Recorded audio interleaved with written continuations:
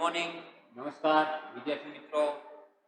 ધોરણ 9 એસએસ માં આપણે અલગ અલગ એકમોમાં એટલે ચેપ્ટર 4 ભારતની રાષ્ટ્રીય ચળવળો વિશે માહિતી મેળવી ગયા.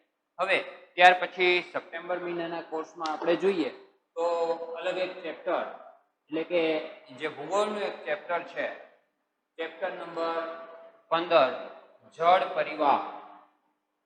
ચેપ્ટર નંબર 15 જળ પરિવાહ. વિદ્યાર્થી મિત્રો, જળ પરિવાહ આ શબ્દ આમ તો જોઈએ તો પાણીને લગતો આપણને લાગે, તો કોઈ પણ પાણીના સંગ્રહ કરનારા જે સ્ત્રોત છે એમાં આપણે ઘણી બધી બાબતોનો સમાવેશ કરી શકીએ. પછી નાનકડું તળાવ હોય, સરોવર હોય, નદી હોય, નહેરો હોય કે પછી સમુદ્ર.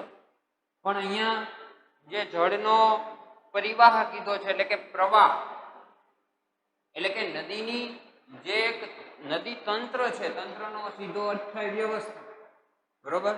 તો એ નદીની જે વ્યવસ્થા છે, કઈ જગ્યાએ કયા ઢોળાવ પરથી નીકળે છે, ક્યાં એનું ઉદ્ગમ સ્થાન છે અને અંતે એ ક્યાં જઈને મળે છે, એવી જે નદી તંત્ર અથવા તો જે જગ્યાએથી એ નદી પસાર થાય છે તો એ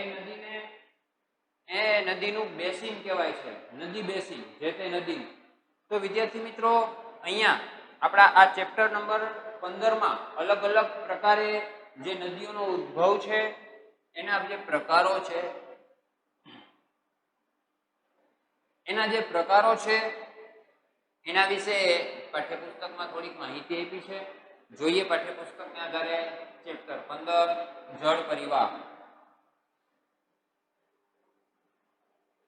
જળ પરિવાહ શબ્દ એ એક ક્ષેત્રની નદી તંત્રની વ્યવસ્થિત પ્રણાલી માટે વપરાય છે. જો મેં તમને કીધું આપણે પરિવાહ શબ્દ જે છે, બરોબર, એ શેના માટે વપરાય છે? તો કે પાણી જે છે, એક કોઈ નદી છે, એ નદીનું જે તંત્ર છે તો એની પ્રણાલી કઈ છે?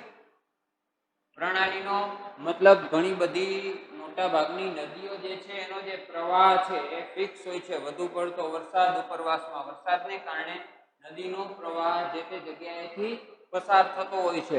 તો એવી એક પ્રણાલી માટે આ શબ્દ વપરાય છે, જળ પરિવાહ. ભારતનું ભૂપૃષ્ઠ જોતા જણાય છે કે એક મુખ્ય નદી અને તેની શાખા નદીઓ જુદી જુદી દિશાએથી આવીને જોડાય. આપણા ભારતના ભૂપૃષ્ઠની દ્રષ્ટિએ વાત કરીએ તો એક કોઈ નદી હોય એમાંથી ઘણી બધી બીજી શાખા નદીઓ એને મળતી હોય છે, બરોબર, અથવા તો પેટા નદી આપણે જેને કહીએ, અને એમાંથી ઘણી વખત મોટી નદીઓનું સ્વરૂપ આપણને જોવા મળે છે. ઓલ ઓવર જો વાત કરીએ વિદ્યાર્થી મિત્રો, તો નદીઓના આપણે ત્યાં મુખ્ય બે પ્રકાર પાડવામાં આવે છે. અને એ ભૂપૃષ્ઠની દ્રષ્ટિએ જો વિભાજન કરીએ તો પહેલું છે હિમાલયની નદીઓ. મોટા ભાગે નદીઓ જે છે એ ઉચ્ચ પ્રદેશ કે પર્વતમાંથી જ નીકળતી હોય છે, એનું ઉદ્ગમ સ્થાન હોય છે. તમે અગાઉના ધોરણોમાં પણ ભણી ગયા હશો થોડી ઘણી એના વિશેની માહિતી. તો એક છે હિમાલયની નદીઓ, સિંધુ, ગંગા, બ્રહ્મપુત્રા જેવી નદીઓ જે છે, જે હિમાલયની ઊંચી પહાડીઓમાંથી નીકળી અને એ ભારત અથવા તો અન્ય દેશોમાં એ પસાર થાય છે. અને બીજી નદીઓ જો જોઈએ તો એ છે દ્વીપકલ્પીય, ઉચ્ચ પ્રદેશમાંથી નીકળતી નદીઓ. એટલે નદીઓના મુખ્ય બે પ્રકાર, એક હિમાલયની નદીઓ અને બીજું નીચે દક્ષિણમાં આવેલો જે દ્વીપકલ્પીય ઉચ્ચ પ્રદેશ છે એમાંથી નીકળતી નદીઓ. એમાં પછી કૃષ્ણા, કાવેરી, ગોદાવરી, નર્મદા, તાપી જેવી જે નદીઓ છે એ બધી ક્યાં આવશે? દ્વીપકલ્પની નદીઓમાં. તો એવી નદીઓ વિશે પણ આપણે પછી વિશેષ માહિતી પ્રાપ્ત કરવાની છે. પણ અત્યારે હાલમાં આપણે નદીના જે પ્રવાહ છે, એનું જે બેસિન ક્ષેત્ર છે એના વિશે અહીંયા માહિતી આપી છે. જોઈએ, આ નદીઓનું જળ એટલે કે આ નદીઓનું પાણી કોઈ જળાશય, સમુદ્ર કે રણ પ્રદેશને મળે છે. એ જે નદીઓ છે, એક નદીમાંથી અન્ય શાખા નદીઓમાંથી આવે છે, એ નદીનું પાણી ક્યાં જાય છે? કે કોઈ ભાઈ સમુદ્ર છે અથવા તો રણ પ્રદેશ છે, તો એ કોઈ પણ પ્રકારના જળાશયમાં, સમુદ્રમાં કે રણ પ્રદેશમાં એ મળી જાય છે. આ પ્રકારે એક નદી તંત્ર દ્વારા તેનો પ્રવાહ જે ક્ષેત્રમાંથી પસાર થાય તેને નદી બેસિન કહેવાય છે. એટલે કે નદીનો પ્રવાહ જે ક્ષેત્રમાંથી પસાર થાય એક ક્ષેત્રને એનું શું કહેવાય છે? નદી બેસિન કહેવાય છે. કોઈ પર્વત કે ઉચ્ચ ભૂમિ નદીઓના જળ પરિવાહને એકબીજાથી અલગ કરે તેને જળ વિભાજક કહે છે. આ મોટા ભાગની ડેફિનેશનો પૂછાઈ શકે. જળ વિભાજક એટલે શું? તો કે કોઈ પર્વત કે ઉચ્ચ ભૂમિ, પર્વત હોય કે ઉચ્ચ ભૂમિ હોય, એ નદીઓનો જે જળ પરિવાહ છે, બરોબર, એનો જે પ્રવાહ છે એને એકબીજાથી અલગ કરે છે તો એને જળ વિભાજક કહેવાય. દાખલા તરીકે આ વચ્ચેનો ભાગ આપણને દેખાય છે, જળ વિભાજક તરીકે લખેલું છે અહીંયા, બરોબર. તો પ્રવાહ અ અને પ્રવાહ બ બંને એકબીજા તરફ દર્શાવ્યા છે, બરોબર. તો અહીંયા જે પાણી પડશે એ સહજ રીતે બંને બાજુ પ્રવાહ અ આ તરફ, પ્રવાહ બ આ તરફ, એટલે કે પાણીને છે એ પર્વત કે ઉચ્ચ પ્રદેશ શું કરે છે? વિભાજિત કરે છે. જ્યારે આ વિભાજિત કરે ત્યારે એને જળ વિભાજક કહેવાય છે. તો વિદ્યાર્થી મિત્રો, આ આપણે મોટા ભાગે એક તો જળ પરિવાહ એટલે શું, એની જે વ્યવસ્થિત પ્રણાલી છે એના વિશે વાત કરી. ત્યાર પછી નદીઓનું બેસિન ક્ષેત્ર એટલે કે જે ક્ષેત્રમાંથી એનું પાણી પસાર થાય છે એ પ્રદેશને બેસિન કહેવાય છે. અને જે પણ પર્વત કે ઉચ્ચ પ્રદેશ એક પાણીના પ્રવાહને બે ભાગમાં વિભાજિત કરે એને આપણે જળ વિભાજક કહીએ છીએ. ત્યાર પછી જોઈએ, આટલું જાણવું ગમશે. વિશ્વમાં સૌથી મોટો નદી બેસિન, વિશ્વમાં સૌથી મોટો નદી બેસિન જો કોઈનો હોય તો એ છે એમેઝોન નદીનો. આપણને ખબર છે કે વિશ્વની સૌથી મોટી નદી એમેઝોન નદી છે. જો લાંબીની વાત કરીએ તો પછી નાઇલ નદી આવે, પરંતુ અહીંયા મોટાની વાત કરી છે, મોટું બેસિન ક્ષેત્ર જો કોઈનું હોય તો એ છે એમેઝોન નદીનું. એવી જ રીતે ભારતની નદીઓમાં સૌથી મોટો બેસિન, ભારતમાં સૌથી મોટો નદી બેસિન ગંગા નદીનો છે. એટલે કે આપણા ભારતમાં સૌથી મોટો બેસિન ક્ષેત્ર કોનો છે? ગંગા નદીનો. ત્યાર પછી છે ભારતનો જળ પરિવાહ, એટલે કે આપણા ભારતનો જે જળ પ્રવાહ છે એના વિશે હવે ચર્ચા કરી છે. જોઈએ, ભારતના જળ પરિવાહની રચના ભૌગોલિક રચનાને આધારે કરવામાં આવે છે. એટલે કે ભારતનું જે ભૂપૃષ્ઠ છે, ભૌગોલિક જે રચના છે એને આધારે ભારતની જે જળ પરિવાહ છે એને વિભાજિત કર્યો છે. તેના આધારે ભારતની નદીઓને બે વિભાગમાં વહેંચવામાં આવે છે. પહેલું છે હિમાલયની નદીઓ, જે આપણે વાત કરી, અને બીજી દ્વીપકલ્પીય નદીઓ. હવે વિદ્યાર્થી મિત્રો, હિમાલયની નદીઓ અને દ્વીપકલ્પીય નદીઓ જે છે એના વિશે 2 માર્ક્સનો તફાવત વારંવાર પૂછાય છે, બરોબર. કે હિમાલયની નદીઓ અને દ્વીપકલ્પીય નદીઓ જે છે આ બંને વચ્ચે તફાવત શું છે? તો કે હિમાલયમાંથી આવતી જે નદીઓ છે બહુ ઊંચેથી આવે છે, એટલે ઢસડાઈને પોતાની સાથે કાપનું પ્રમાણ પણ ખૂબ વધારે જોવા મળે છે, એની તીવ્રતા વધારે હોય છે. એ નદી લાંબી નદીઓ વધારે પ્રમાણમાં એની લંબાઈ જોવા મળે છે. આવી ઘણી બધી તફાવત. જ્યારે દ્વીપકલ્પીય નદીઓ જે છે એમાં એટલી બધી તીવ્રતા હોતી નથી, પોતાની સાથે કાપ લાવતી નથી. હવે જે હિમાલયની નદીઓ પોતાની સાથે કાપ લઈ આવે છે એને કારણે જે તે નદી ક્ષેત્રનું બેસિન છે, બરોબર, કાપને પોતાની સાથે લઈ આવે છે તો મેદાની પ્રદેશ થાય છે. અને ત્યાર પછી કૃષિ ઉત્પાદનમાં પણ એ ઘણું બધું ઉપયોગી છે. એવી ઘણી બધી તફાવતની દ્રષ્ટિએ પણ આપણે એ જોઈ શકાય. જોઈએ પાઠ્યપુસ્તકના આધારે. પ્રાકૃતિક રચનાની વિશેષતાને કારણે ભારતની નદીઓના 2 વિભાગ પાડવામાં આવ્યા છે. આને કારણે હિમાલયની નદીઓ અને દ્વીપકલ્પીય નદીઓમાં મોટો તફાવત જોવા મળે છે. જુઓ, હિમાલયની નદી અને દ્વીપકલ્પીય નદી એમાં શું જોવા મળે છે? મોટો તફાવત જોવા મળે છે. હિમાલયની નદીઓમાં જળ પ્રવાહ કાયમી જોવા મળે છે. હિમાલયની જે નદીઓ છે એમાં જે જળ પ્રવાહ છે એ કાયમી. શા માટે? કારણ કે પર્વતીય પ્રદેશ છે અને હિમ પ્રદેશ છે, બરફનું પ્રમાણ, એટલે ચોમાસામાં તો પ્રવાહ જોવા મળે જ છે, પણ ઉનાળામાં પણ એ ગરમીને કારણે બરફ પીગળે એટલે એનો પ્રવાહ જે છે જોવા મળે છે. જ્યારે દ્વીપકલ્પીય નદીઓમાં માત્ર ને માત્ર ચોમાસા દરમિયાન જ એનો પ્રવાહ જે છે એ જોવા મળે છે. જોઈએ તેમાં 12 માસ જળ પ્રવાહ રહે છે, કારણ કે ચોમાસામાં વરસાદના કારણે અને ઉનાળામાં શિખરોના બરફ પીગળતા તળેટીના જળ જથ્થામાં વધારો થતા નદીઓના પ્રવાહમાં વધારો થાય છે. હિમાલયની મુખ્ય બે નદીઓ સિંધુ અને બ્રહ્મપુત્ર આ પર્વતમાળાના ઉત્તરના ભાગમાંથી નીકળે છે. આ નદીઓએ પર્વતોને કાપીને કોતરોનું નિર્માણ કર્યું છે.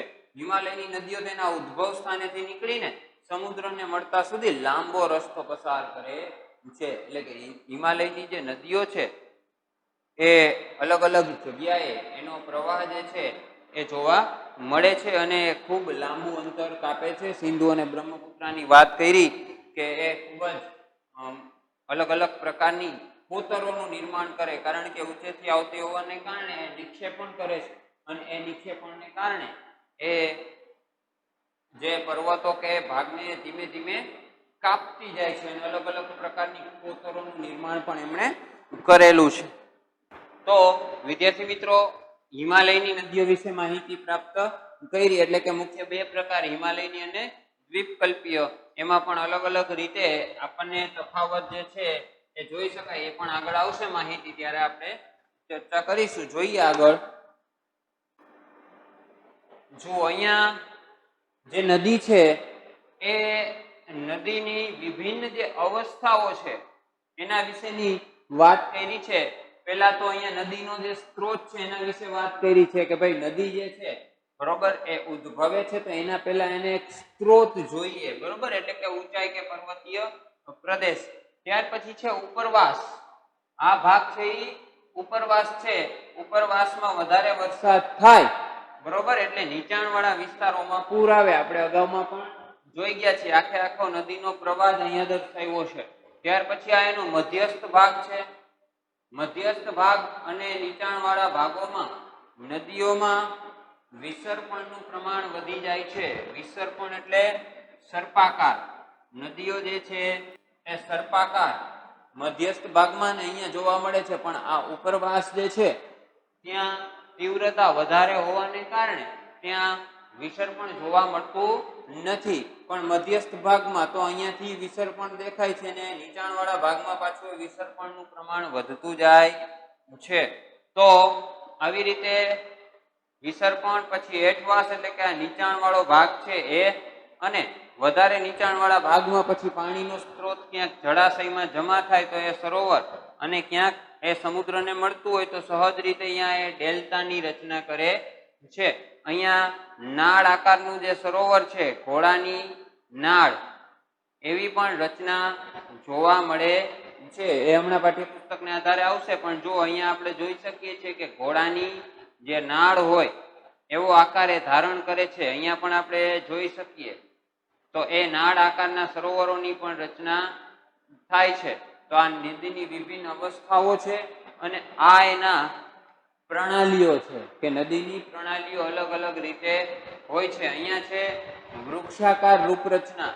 તો આપણે જોઈ શકીએ કે કોઈ એક જગ્યાએથી એ મુખ્ય પ્રવાહ છે ત્યાંથી પછી અન્ય શાખા નદીઓ જેમ જેમ મળતી જાય, અથવા તો એ વચ્ચે કોઈ પણ ઊંચાણવાળો વિસ્તાર આવે તો અહીંયાથી નદી જે છે એ પોતાનો બીજી તરફની દિશા પ્રવાહ નક્કી કરે, તેવી રીતે બે ફાટા પડે. તો આવી રચના જે છે અંતે આવી વૃક્ષાકાર રચના જ્યારે ધારણ કરે તો એ વૃક્ષાકાર રૂપરચના કહેવાય. ત્યાર પછી જાળી આકારની રૂપરચના. પર્વતોમાંથી મોટા ભાગના જે ઝરણાઓ પડે છે અને એ ઝરણાઓ જ્યારે એકબીજા સાથે, દાખલા તરીકે આવતા જે ઝરણાઓ છે એ ઝરણાઓ જ્યારે ભેગા થાય એનો પ્રવાહ, ત્યારે ઘણી વખત એ જાળી આકારની રચના કરે છે. અહીંયા વૃક્ષાકારની વાત કરીએ આપણે તો કોઈ પણ એક નદી છે અને જ્યારે સહાયક નદીઓ,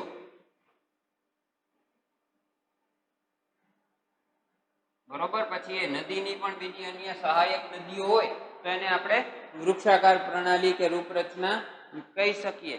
પછી અહીંયા આપ્યું છે આયતાકાર રૂપરચના. કોઈ પણ નદી અન્ય નદીને જ્યારે કાટખૂણે મળે છે,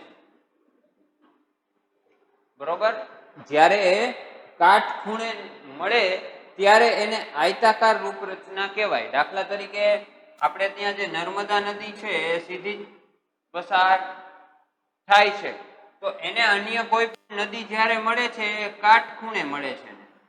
કેવી રીતે મળે છે? કાટખૂણે. અને કાટખૂણે મળી અને એની સાથેના પ્રવાહ સાથે ભળે છે. કારણ કે મોટા ભાગે જે ખીણ પ્રદેશોમાંથી નદીનો પ્રવાહ જતો હોય અને એને કોઈ અન્ય શાખા નદી મળતી હોય તો એ કાટખૂણે મળે, તો એને આયતાકાર પ્રણાલી કહેવાય છે. અને ત્યાર પછી છે કેન્દ્ર ત્યાગી રૂપરચના. કોઈ પણ એક શિખરનો ભાગ છે ત્યાં વરસાદનું પાણી પડવાને કારણે નદીઓ જે છે અલગ અલગ એનો પ્રવાહ નક્કી થાય છે, બરોબર, અલગ અલગ જગ્યાએ. તો અહીંયા એક જ કેન્દ્ર જે છે એમાંથી ત્યાગ થઈ અને જે રચના બને છે, પર્વત કે ઉચ્ચ પ્રદેશ પરથી ઘણી વખત આવી રીતે થતું હોય, તો એવી રચના જે છે, એવી જે પ્રણાલી છે ને કેન્દ્ર ત્યાગી પ્રણાલી કહેવાય છે. તો આટલી વસ્તુ વિદ્યાર્થી મિત્રો સમજાઈ ગઈ હશે. અલગ અલગ પ્રકારની રચના અને એ નદી જે છે એની વિભિન્ન અવસ્થાઓ વિશે આપણે માહિતી મેળવી ગયા. હજી શબ્દોના આધારે પણ આ પ્રણાલીઓ વિશે આપણે જોવાનું છે પાઠ્યપુસ્તકને આધારે. જોઈએ આગળ. નદી પરિવાહની ત્રણ અવસ્થા: ઉપરવાસ, મધ્યસ્થ ભાગ અને હેઠવાસ. જે આપણે અગાઉ જોયું એ જ અહીંયા વાત કરી છે. જોઈએ, નદી જ્યારે પર્વતીય ક્ષેત્રમાંથી નીકળે છે ત્યારે ત્યાં તીવ્ર ઘસારણ થાય છે. જ્યાં એ ઉદ્ભવ છે ત્યાં એનું ઘસારણ કેવું જોવા મળે છે? તીવ્ર. અહીંથી પોતાની સાથે પુષ્કળ પ્રમાણમાં રેતી અને કાંપ વહાવી જાય છે. એટલે કે જે ઉપરનો ભાગ છે નદી પ્રવાહનો, આ ઉપરવાસનો, અહીંયા જુઓ નદીનો પ્રવાહ સીધે સીધો જોવા મળશે અને અઢળક પોતાની સાથે રેતી અને કાંપ લઈ આવે છે. મધ્ય તથા હેઠવાસમાં નદીઓનો પ્રવાહ ધીમો પડે છે. અહીં તેઓનું અપવહન વિસર્પિત જોવા મળે છે. એટલે કે મધ્યસ્થ અને હેઠ ભાગ, હેઠવાસનો જે ભાગ છે, મધ્યસ્થ ભાગ અને હેઠવાસનો ભાગ, ત્યાં એનો પ્રવાહ કેવો પડી જાય છે? ધીમો અથવા તો મંદ પડી જાય છે. તો આવી જગ્યાએ નદીઓનું વિસર્પણ જોવા મળે છે. નદીઓના વિસર્પણને કારણે તથા પૂરના પ્રભાવથી મેદાનોમાં ઘણી વખત ઘોડાની નાળ જેવા નાળ આકારના સરોવરો રચાય છે, જે આપણે અગાઉ જોઈ ગયા. મુખ્ય પ્રદેશ આગળ નદી અનેક શાખાઓમાં વિભાજિત થાય છે. કાળક્રમે આ વિભાજિત ભાગ ત્રિકોણ આકારના અતિશય રસાળ અને ફળદ્રુપ ભાગમાં રૂપાંતર પામે છે, જેને ડેલ્ટા કહે છે. ડેલ્ટા વિશે અગાઉ પણ આપણે ડેફિનેશન જોઈ ગયા છીએ. કોઈ પણ નદીનો પ્રવાહ જ્યારે જતો હોય અને સમય જતા જે સમુદ્ર કે જ્યાં એ નદીનો પ્રવાહ મળવા જઈ રહ્યો છે, એટલે કે મુખ્ય પ્રદેશ નદીનો જે કહેવાય, એની આગળ નદી અનેક શાખાઓમાં વિભાજિત થાય છે. એટલે નદી જે છે એ અલગ અલગ શાખાઓમાં જ્યારે વિભાજિત થાય અને જે એક ત્રિકોણની રચના થાય છે, બરોબર, એના મુખ્ય પ્રદેશની આગળ, તો નદીઓના અલગ અલગ પ્રવાહની વચ્ચે રહેલો જે જમીનનો ભાગ છે,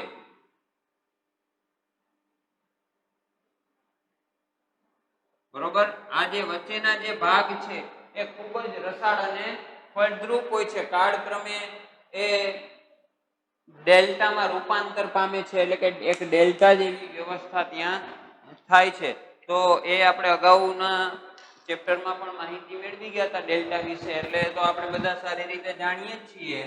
તો વિદ્યાર્થી મિત્રો, આવી રીતે મુખ્ય ત્રણ ભાગ: ઉપરવાસ, મધ્યસ્થ ભાગ અને હેઠવાસ. ત્યાર પછી જોઈએ આગળ. હવે હિમાલયની નદીઓ વિશે આપણે વાત કરી હતી કે 12 માસી છે, 12 મહિના એનો પ્રવાહ જોવા મળે. દ્વીપકલ્પીય નદીઓ વિશે થોડીક વાત કરવામાં આવી છે. જોઈએ, દ્વીપકલ્પીય નદીઓ મોસમી છે, કારણ કે તેનો જથ્થો માત્ર વરસાદ પર આધારિત હોય છે. દ્વીપકલ્પીય નદીઓ કેવી છે? મોસમી. પેલી કેવી હતી? 12 માસ વહેતી નદીઓ. શુષ્ક ઋતુ એટલે કે ઉનાળા દરમિયાન તેનો પ્રવાહ છે એ ઘટી જાય છે. જે દ્વીપકલ્પીય નદીનો પ્રવાહ ઘટી જાય છે અથવા તો બંધ પણ થઈ જાય છે. હિમાલયની નદીઓની સરખામણીમાં આ નદીઓની લંબાઈ પણ ઓછી છે. એટલે કે હિમાલયની જે નદીઓ છે એના પ્રમાણમાં આ નદીઓની લંબાઈ કેવી છે? ઓછી. તેમજ આ નદીઓ છીછરી પણ છે. હિમાલયની જે નદીઓ છે કેવી છે? ઊંડી, જ્યારે દ્વીપકલ્પીય નદીઓ છીછરી જોવા મળે છે. ભારતની પ્રાકૃતિક રચના તેમજ પહાડોના ઢોળાવના કારણે મોટા ભાગની નદીઓ દ્વીપકલ્પીય નદીઓ પશ્ચિમ ઘાટમાંથી પૂર્વ તરફ વહી અને બંગાળની ખાડીને મળે છે. ભારતની જે પ્રાકૃતિક રચના છે એમાં જે પહાડોના ઢોળાવો છે, હિમાલયની નદીઓ તો બરોબર, પણ દ્વીપકલ્પીય ઉચ્ચ પ્રદેશની વાત થઈ છે, તો કે મોટા ભાગની દ્વીપકલ્પીય નદીઓ પશ્ચિમ ઘાટમાંથી નીકળી પૂર્વ તરફ બંગાળની ખાડીને મળે છે. દ્વીપકલ્પીય નદીઓ માટે પશ્ચિમ ઘાટ એ મુખ્ય જળ વિભાજક બને છે. જે દ્વીપકલ્પીય નદીઓ છે એમાં જે પશ્ચિમ ઘાટ છે, બરોબર, અહીંયા આપણે જોઈ શકીએ છીએ, આપણને ખબર છે આ પૂર્વ ઘાટ છે, અહીંયા પશ્ચિમ ઘાટ છે, ગુજરાતથી લઈ અને નીચે કેરળ સુધી, અને અહીંયા પૂર્વ ઘાટ આવશે, જે અગાઉના ચેપ્ટરમાં આપણે માહિતી મેળવી ગયા. તો ભારતની દ્વીપકલ્પીય જે નદીઓ છે એમાં મોટા ભાગની નદીઓ જે છે એ ક્યાંથી નીકળે છે? તો અહીંયા પશ્ચિમ ઘાટમાંથી. એટલે પશ્ચિમ ઘાટ છે એ મુખ્ય જળ વિભાજક તરીકે જોવા મળે છે. જોઈએ ત્યાર પછી આટલું જાણવું ગમશે. જળ પરિવહનની ગોઠવણી એટલે આપણે જે પ્રણાલી જોઈ હતી એના વિશે વાત કરી છે. મુખ્ય નદી અને તેની શાખા નદીઓની ગોઠવણી નીચે પ્રમાણે જોવા મળે છે. પહેલું છે વૃક્ષાકાર. આપણે જે વૃક્ષ જેવો આકાર જોયો તો, મુખ્ય નદી અને તેની શાખા નદીઓની ગોઠવણીથી એક વૃક્ષની ડાળીઓ જેવી સુંદર રચના થાય તેને વૃક્ષાકાર નદી રચના તરીકે ઓળખાય છે, જેમ કે ગંગા નદી. બરોબર, તો આપણે હમણાં જ ઉદાહરણ દ્વારા જોયું કે વૃક્ષાકાર રચના કોને કહેવાય? એક મુખ્ય નદી અને બીજી સહાયક નદીઓ જ્યારે વૃક્ષ જેવો આકાર ધારણ કરે તો એને વૃક્ષાકાર રચના કહેવાય છે, જેમ કે ગંગા નદી. તો વિદ્યાર્થી મિત્રો, આ ઘણી વખત 1 માર્ક્સમાં પ્રશ્નમાં પણ પૂછાય છે અથવા ડેફિનેશનમાં કે સંકલ્પનામાં પણ એ પૂછાઈ શકે. તો આપણે જોયું પહેલું વૃક્ષાકાર પ્રણાલી, ત્યાર પછીની પ્રણાલી જોઈએ જાળી આકાર પ્રણાલી. પર્વતીય પ્રદેશમાંથી નીકળતા ઝરણા પહાડી ઢોળાવને કારણે એકબીજાને મળે છે ત્યારે તેની રૂપરચના જાળી આકારની બને છે. જેમ કે હિમાલયના ઢોળાવો પરથી નીકળતા અનેક ઝરણા, એટલે કે ઢોળાવો ઉપરથી નીકળતા ઝરણા જ્યારે જાળી આકારની રચના કરે તો આવી સ્થિતિમાં એ જે પ્રણાલી જે છે એને જાળી આકારની પ્રણાલી કહેવાય છે. ત્યાર પછી આપ્યું છે આયતાકાર. જેમ આપણે કીધું હતું કે એક મુખ્ય નદી અને શાખા નદીને જ્યારે કાટખૂણે મળે, આયતાકાર પ્રણાલી. મુખ્ય નદી અને શાખા નદીઓ એકબીજાને કાટખૂણે મળતી હોય તો આ નદી રૂપરચનાને આયતાકાર રચના કહે છે. મોટા ભાગે ફાટખીણમાંથી વહેતી નદીઓ આ પ્રકારની રૂપરચના ધરાવે છે, જેમ કે નર્મદા, એ આપણે ચર્ચા કરી ગયા. ત્યાર પછી છે કેન્દ્ર ત્યાગી, એટલે કે પર્વતાકાર પ્રણાલી. પર્વતીય વિસ્તારમાં એક પર્વતની ચારે બાજુથી ઝરણા નીકળી અને ચારે બાજુ નદી રૂપરચના બનાવતા હોય તેને પર્વતાકાર નદી રૂપરચના તરીકે ઓળખવામાં આવે છે, જેમ કે સૌરાષ્ટ્રની નદીઓ. આપણા સૌરાષ્ટ્રની જે નદીઓ છે એ ચારે બાજુથી જાણે ઝરણા નીકળતા હોય, બરોબર, એવી રીતે પર્વતાકાર નદી રૂપરચના તરીકે ઓળખાય. તો આપણી સૌરાષ્ટ્રની નદીઓ પણ એનું એક ઉત્તમ ઉદાહરણ છે. તો વિદ્યાર્થી મિત્રો, આ આપણે એ પ્રણાલી વિશે માહિતી મેળવી ગયા. ત્યાર પછી જોઈએ અહીંયા ભારતનો નકશો આપ્યો છે. અલગ અલગ પ્રકારની નદીઓના ઉદ્ભવ અને એ અંતે કઈ જગ્યાએ જઈ અને સમુદ્ર કે પછી મહાસાગરને મળે છે એના વિશેની વાત છે. આપણા ભારતની જે નદીઓ છે મોટે ભાગે કાં તો ક્યાંક બંગાળની ખાડીને મળતી હોય અથવા તો એ અરબ સાગરમાં મળતી હોય છે, બરોબર. તો હિમાલયની મોટા ભાગની નદીઓ જે છે એમાં જે સિંધુ નદી છે એ એક અરબ સાગરને મળે છે અને એના વિશે પણ આપણે અગાઉ વાત કરી ગયા છીએ. બાકી ગંગા છે, યમુના છે, બ્રહ્મપુત્રા છે કે પછી અન્ય બીજી શાખા નદીઓ છે કે પછી નીચે દ્વીપકલ્પીય ઉચ્ચ પ્રદેશની નદીઓ છે એમાં કાવેરી છે, તૃંગભદ્રા છે, કૃષ્ણા છે, જેવી નદીઓ જે છે એ બધી બંગાળની ખાડીને મળે છે, જ્યારે નર્મદા અને તાપી નદી અરબ સાગરને મળે છે. તો એના વિશે પણ આપણે પછી વિસ્તૃતમાં ચર્ચા કરશું, એના બેસિન ક્ષેત્ર વિશે. હવે વિદ્યાર્થી મિત્રો, આપણે જળ પરિવહનમાં નદીઓની અલગ અલગ પ્રણાલીઓ જે છે એના વિશે હવે પછીના લેક્ચરમાં વિસ્તૃત ચર્ચા કરશું પાઠ્યપુસ્તકના આધારે. અત્યારે અહીંયા સુધી રાખીએ. નમસ્કાર. અસ્તુ.